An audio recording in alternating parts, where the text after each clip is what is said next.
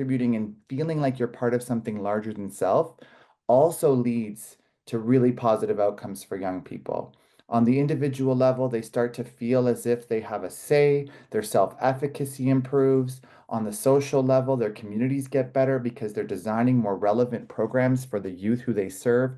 And on a system level, the policies and legislation and other ways in which we make decisions in this country, they are improved because they are more reflective of what youth are saying about these specific topics. So for us, it's really a process and an outcome at the same time.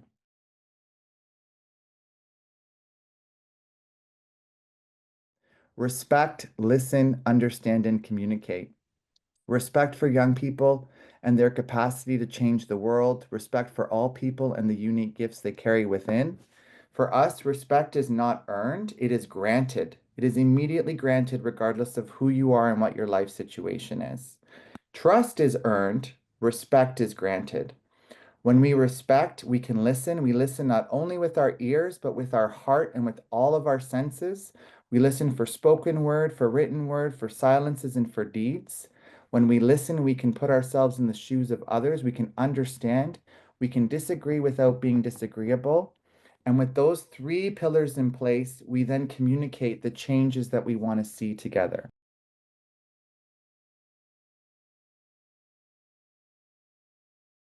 Youth have a lot of tremendous innovation that needs to be bridged with experience. In order for the systems change to happen or for them to have their voice go somewhere, they need adult stakeholders to help them navigate those spaces.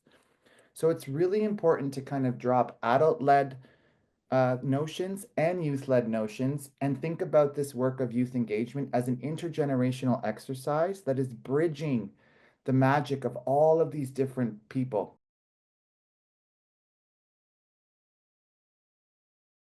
The deficits is how to engage in this conflict of ideas, how to foster critical thinking, how to be okay with hearing beliefs and ideas that are completely different from your own without polarizing yourself into an echo chamber where you can't actually learn from where that belief may be coming from. And we have been hearing all sorts, all sorts of things that for us personally as human beings, in our own beliefs are like very challenging to sometimes hear.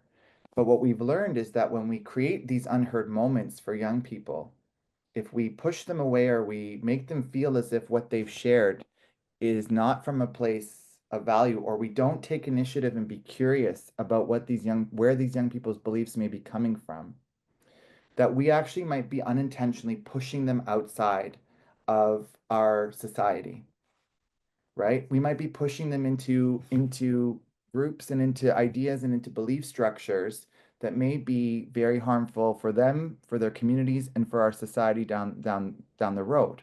So our job has been to kind of immediately grant respect, even for ideas that feel very challenging to hear, and then spend time listening and understanding where these ideas are coming from.